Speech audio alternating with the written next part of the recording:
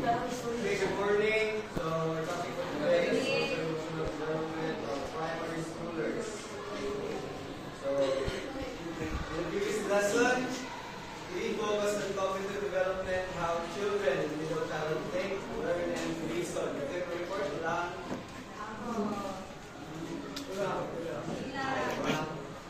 So, this time, we shift to social-emotional development, which is equally important. So, here's an idea what is social-emotional development. One. Social-emotional development.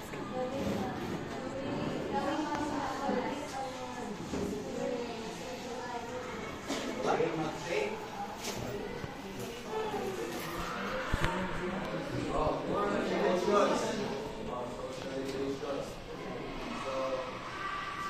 Social-emotional development deals with how children build their self-concept, manage their emotions, and form relationship with peers and adults. Now, according to Erickson, before that, kailan mo bang Erickson? Yes. Kung sa famous or si Erickson?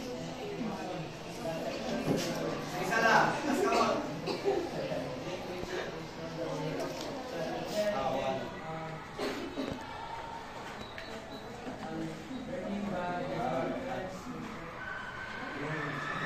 And then, yes pa, more. Actually, kanis na Erickson, na matakbo na tayo yung previous reporters. Okay, isa exam. Yes. Very good. So, famous siya sa stages of development. Trust versus distrust. Very good. So, this time, at the age of 5 to 12, this stage is industry versus inferiority. So, industry, everybody read.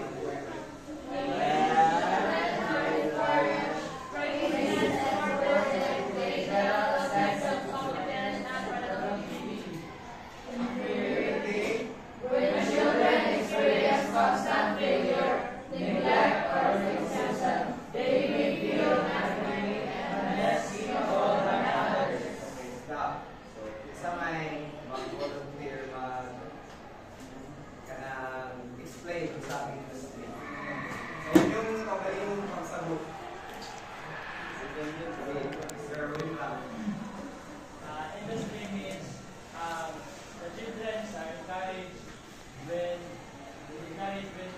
someone will praise them or support them doing someone will appreciate inferiority means the children experience failure or someone will criticize them or bully them, that's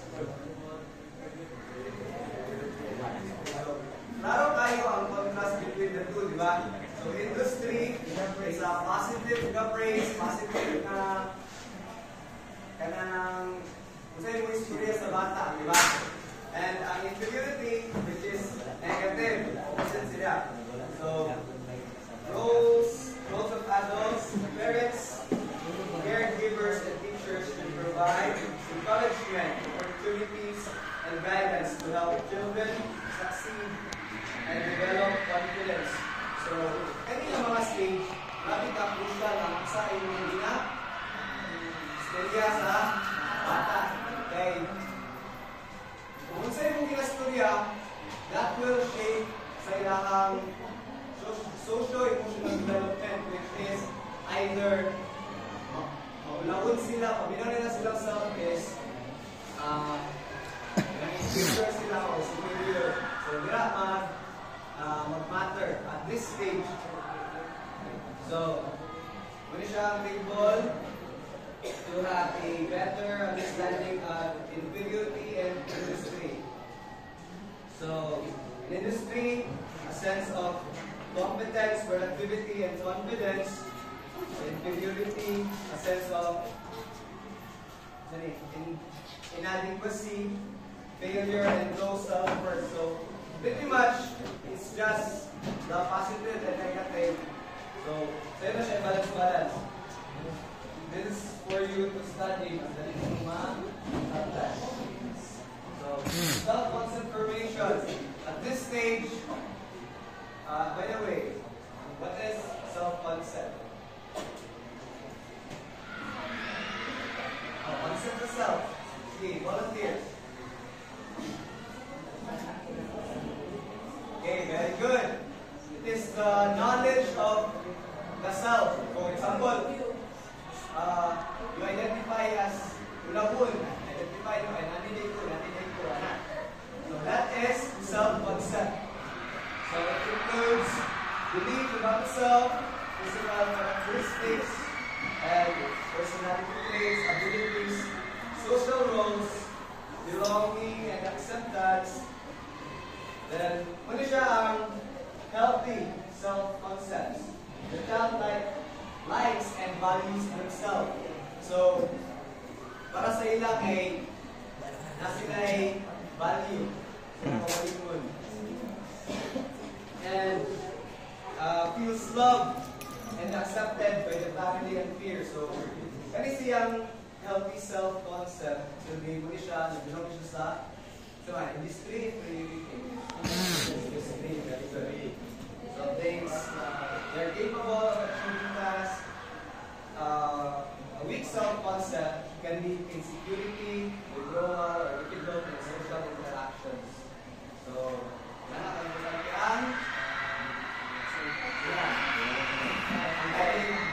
self-concept. Continuously. Ilang minutes? 5.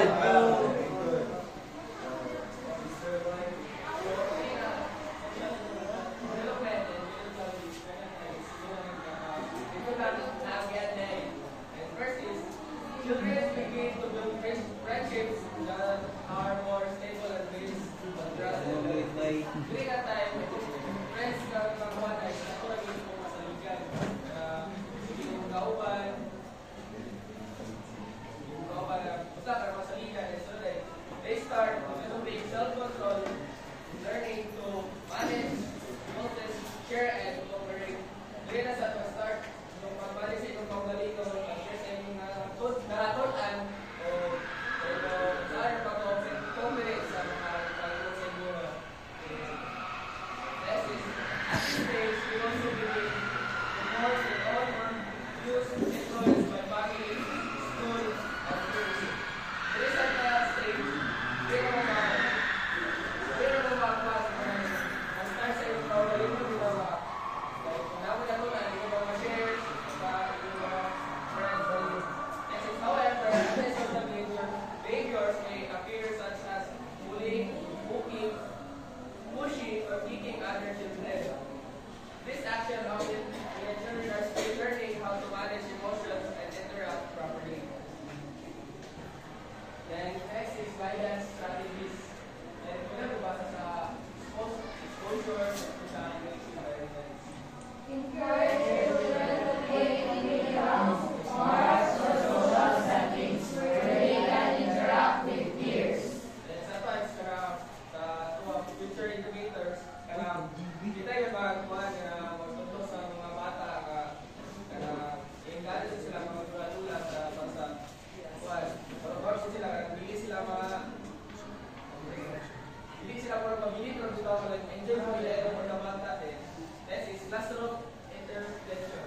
Teachers can create group activities, play groups, or collaborative projects that encourage teamwork and positive social interaction. Sa future, kita ka future educator at itong iba ni kwento nyo na mga bata ka, 5 to 12 years old, kita sa nga, example, teacher tayo, magpanulat tayo ng group things, and then mag-start mo nilang motong dito daw ganyan kapag cooperate, sila teamwork tayo. Next is corrective discipline. When a child learns others gently, remind them that the behavior causes pain and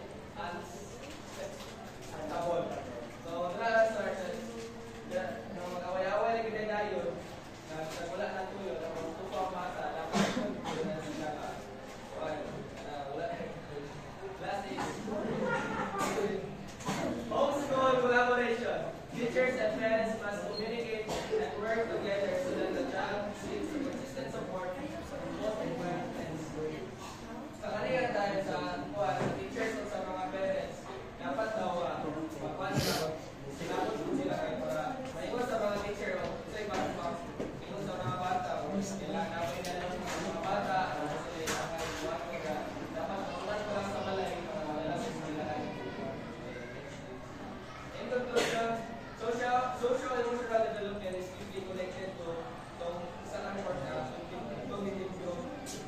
During middle childhood, children face community ko yan yung excellent thesis that industry versus inferiority, building their confidence and motivation. And a strong, healthy self-concept leads to positive relationships and greater resilience in challenges. And last is teachers and parents play a vital role by guiding, supporting, and encouraging children